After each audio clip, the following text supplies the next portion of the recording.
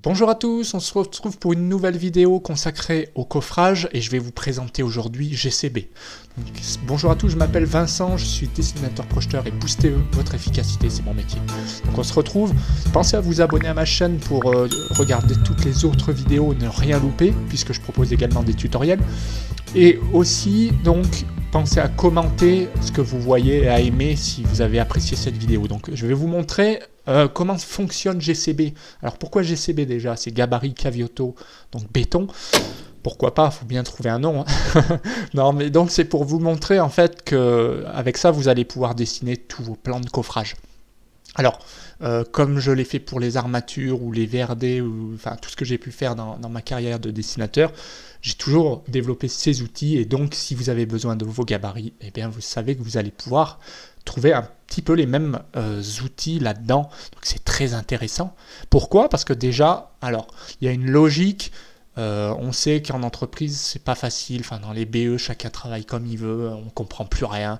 Là, le fait d'avoir créé, vous voyez, un gabarit complet avec des couleurs, mais ça peu importe, hein, on peut les afficher ou pas, mais voilà, avec des niveaux, des choses qui vont revenir et qui sont cohérentes à tous les projeteurs, c'est très très intéressant. En tout cas, moi, j'ai toujours fait comme ça.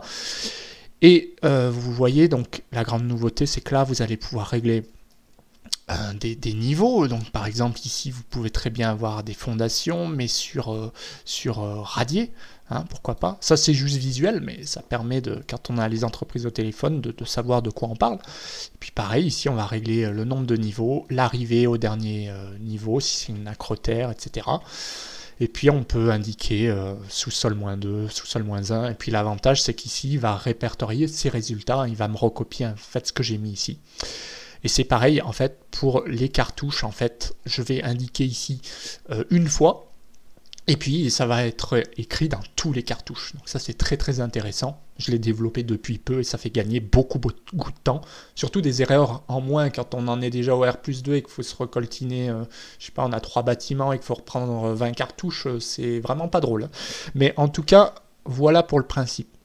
Donc ici, on va trouver les calques, vous allez retrouver vos blocs. Alors ça, c'est très intéressant. Pourquoi? Parce que c'est des blocs de dessin. Alors c'est pareil, on peut avoir des pré-cadres avec des sens d'ouverture, des axes, mais on peut avoir aussi des feuillures d'un seul côté, hein, ça arrive, si, sans sens d'ouverture, ou alors on va le laisser, mais sans axe. Voilà, parce que c'est plutôt pour les pré-cadres, on mettrait des axes.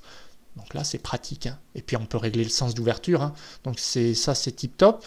C'est pour vous montrer ce qu'on peut faire. Après, on peut changer les dimensions, bien sûr.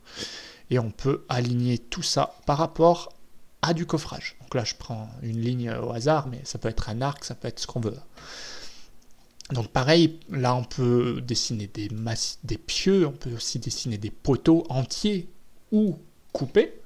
Et on peut changer facilement les dimensions.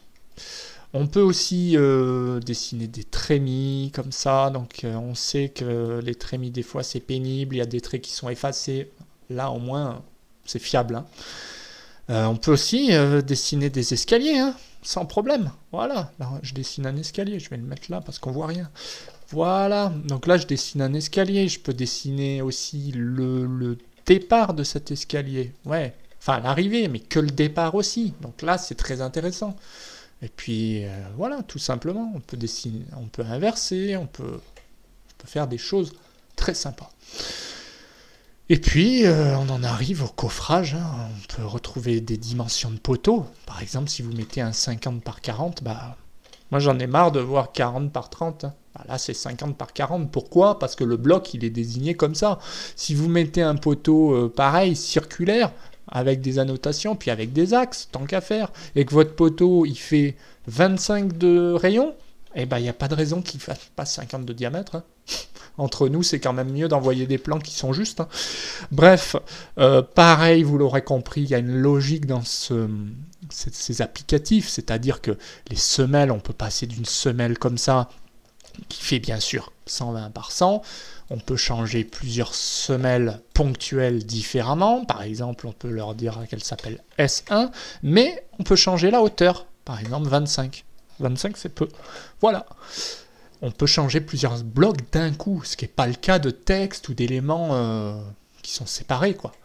Et puis on peut aussi dire qu'on veut une longrine ou une semelle filante, voilà, pourquoi pas. Alors là, il ne me l'a pas pris, semelle filante, voilà. La semelle filante, vous la prenez sur le coffrage, donc si elle est comme ça, voilà, vous sélectionnez un point là, donc là ça sera plutôt une longrine puisque ça fait 20, et si je mets à jour, j'ai bien 20 par 25, voilà. Là, ça sera plutôt une LG, peu importe. Vous avez tout ce qui est coupe, vous avez tout ce qui est repère de dalle aussi. Et puis, vous avez les niveaux automatiques. Vous pouvez indiquer des niveaux, voilà, comme ceci, automatiquement. Donc ça, je vous montrerai, c'est par rapport à un Lisp, et puis c'est par rapport à des blocs. Vous pouvez insérer aussi du niveau NGF. Alors, comme pour GCA, le niveau NGF, il est lié à un niveau 0 global. Si vous le changez une fois, on va mettre 300, eh bien, il sera changé, en fait, sur tout votre plan, y compris dans vos légendes. Voilà. On en arrive au métier de projeteur. Là, on voit que ça fonctionne plutôt bien. Donc pareil, les niveaux, vous pouvez indiquer ou pas les niveaux NGF, puisque c'est une option. C'est pas obligatoire. Vous pouvez faire du miroir, vous pouvez faire des copier-coller, vous pouvez faire tout faire en fait. Et puis, vous retrouvez des exemples de légendes, vous retrouvez est-ce que vous avez reçu certaines réservations ou pas, l'électricien, est-ce qu'on l'a reçu? Oui, non. Ça, c'est bien de le mettre sur les plans aussi. À tout moment, on peut afficher ça. Hein. Et puis, c'est juste des copier-coller, hein, c'est ce qu'il faut se dire. Rien de compliqué. J'ai fait une bêtise. Je vais le copier-coller correctement avec 2 points, c'est mieux. Et puis là, vous pouvez faire votre légende facilement et rapidement. Plombier, je ne l'ai pas. Attention, je le mets en rouge en commentaire.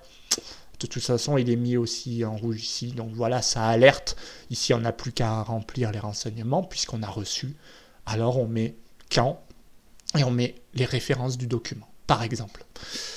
Et puis donc tout ce qui est légende et puis tout ce qui est hachure, voilà, c'est toujours pratique de pouvoir générer, par exemple ici une légende en mettant qu'on a des couches de réglage qui sont dessinées comme ça, qu'on dessine ici parce qu'on est en fondation une paroi berlinoise, ou parce que tout simplement on a envie de rappeler que les impacts, nous on les fait comme ça quoi.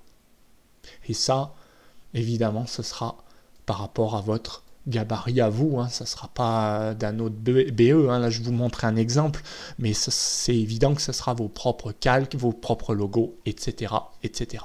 Donc voilà, j'espère que cette démonstration vous a plu. Pour aller plus loin, eh bien, vous pouvez regarder dans les outils DAO que je propose les autres vidéos qui sont parfois plus complètes parce que c'est l'utilisation d'un bloc en particulier. Mais là, je vous ai montré le détail d'utilisation de GCB et j'espère que ça vous plaira. Donc pensez à vous abonner, pensez à commenter aussi pour participer et puis pensez à aimer si ça vous a plu. Et moi je vous dis à bientôt pour d'autres vidéos.